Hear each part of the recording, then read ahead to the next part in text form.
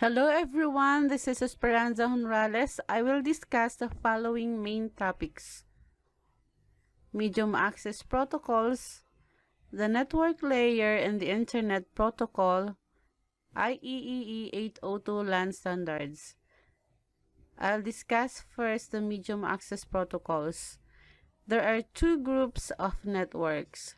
First is the point-to-point links, and second is the broadcast channels. In point-to-point links, two stations occupy each end of a link or medium, and the data may flow in one way or both ways. While in broadcast channels, many stations share the communication medium. There are major factors that require the use of a broadcast medium. First is to have an efficient utilization or sharing of an expensive resource such as the communication channel. Second is to have a high degree of connectivity among stations. The medium access protocols are a scheme that govern as to how the channel can be allotted to all stations or users in broadcast network. The techniques in medium access protocols are the following: fixed assignment techniques, random access techniques, demand access techniques, and adaptive strategies and mixed mode techniques. The fixed assignment techniques allocate the channel in a static manner and does not depend on the demands of the stations and inflexible. The schemes of fixed assignment techniques are the following: FDMA, where each station is allotted a frequency for it to use; CDMA, where each station is allotted a time to use the channel; CDMA, where each station has its own frequency hopping pattern. The random access techniques allocate the channel to stations that need it randomly. The earliest example is Pure Aloha. The slotted Aloha is an improvement to prevent frequent collisions in Aloha, wherein the channel time is being divided into slots where stations can transmit only at the start of a PIP signal. CSMA, or Carrier Sense Multiple Access, is an improvement for the efficiency of Pure Aloha that allows stations to sense the channel first before transmitting, thus minimizing collisions whenever the channel is being used. The demand assignment techniques allocate the channel based on the requirements of the stations contending for the channel. The categories of demand assignment techniques are the following. First is with the central controller, may be assigned with the task of polling each station, prompting those with field queues to transmit. Another protocol using central controller allocates FDMA or TDMA slots to requesting stations. The second category is with distributed channel.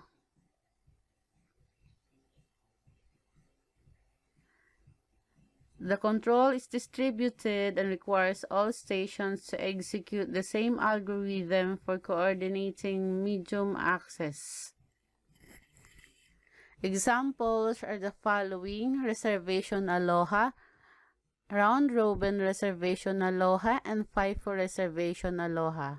The Reservation Aloha allows stations to access the channel using slotted Aloha.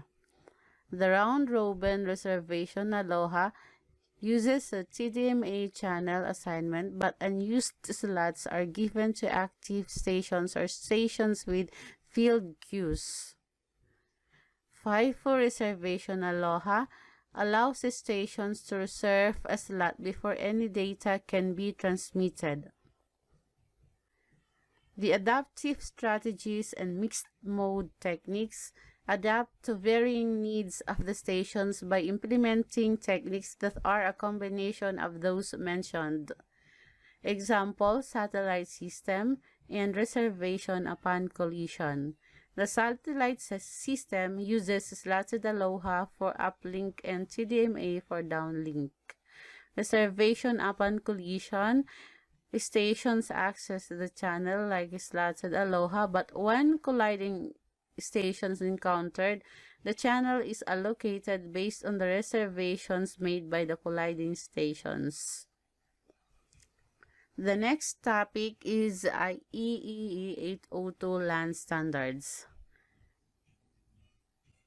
The variants that I will be discussing are the following: IEEE 802.3 standard and IEEE 802.5 standard.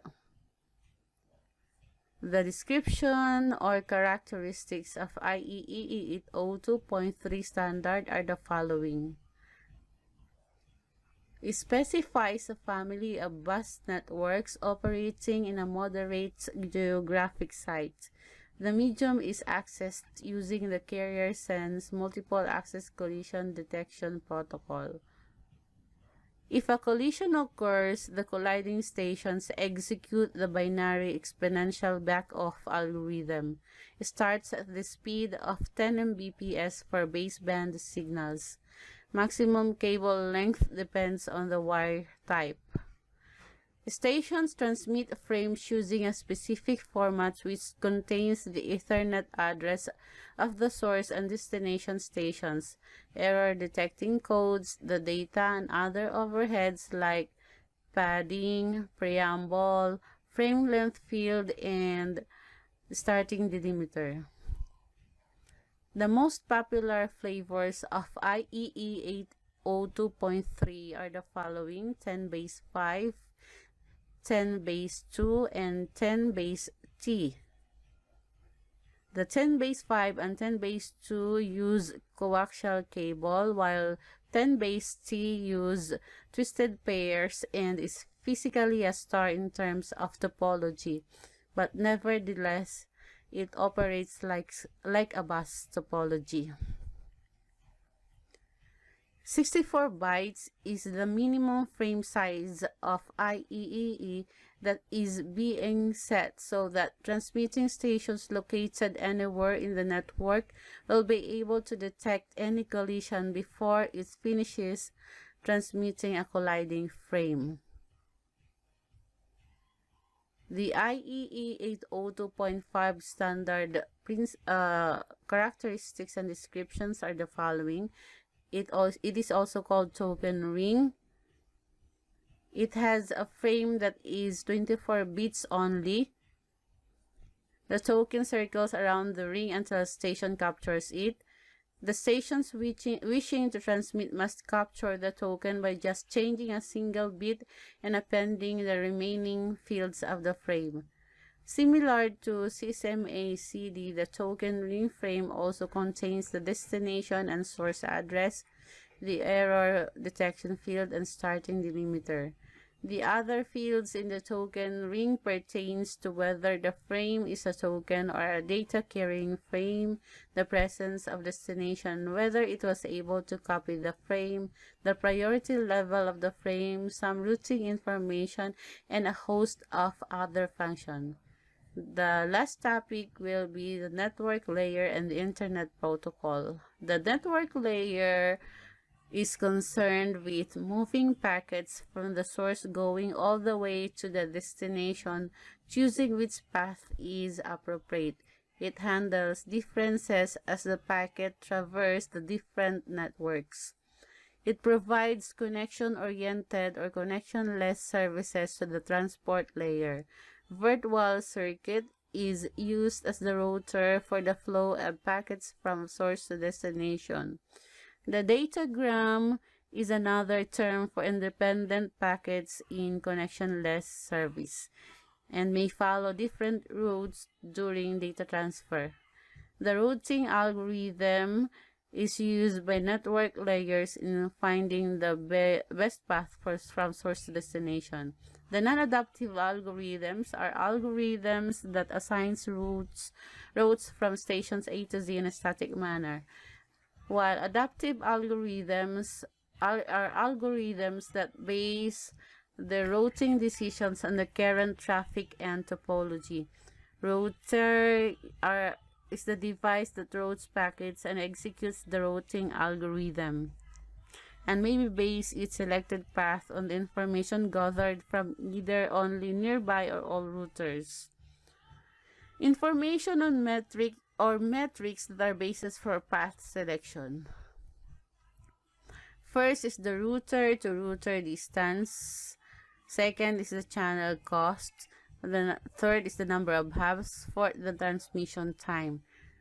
The shortest path routing is a technique that is easy to understand because it is simple. The idea here is to find the shortest path between two nodes. It would mean the search for a route from the starting node S going to the terminal node T with the path having the fewest kilometers or hops. The Dijkstra algorithm is an example of a routing algorithm that finds the shortest path from source to destination. Distance vector routing algorithm is another routing algorithm which is used in the Internet during its early years. The Internet working devices are used to aid in handling differences between networks.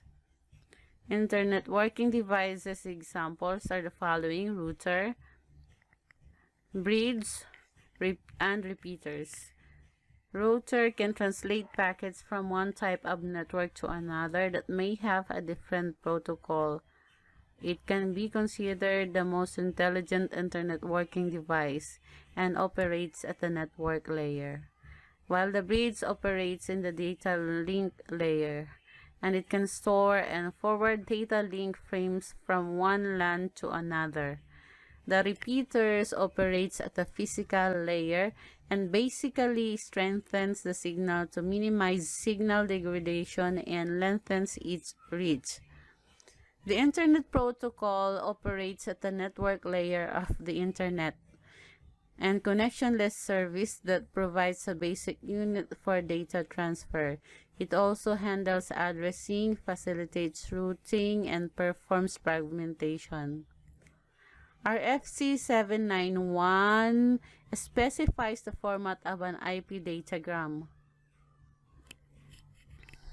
IP addresses are classified into the following types. From Class A to Class A E. IP addresses may represent the following: a host, a network, a broadcast datagram, and a loopback packet. Subnetting can be employed to have an efficient use of an IP address block. That's all. Thank you. Bye.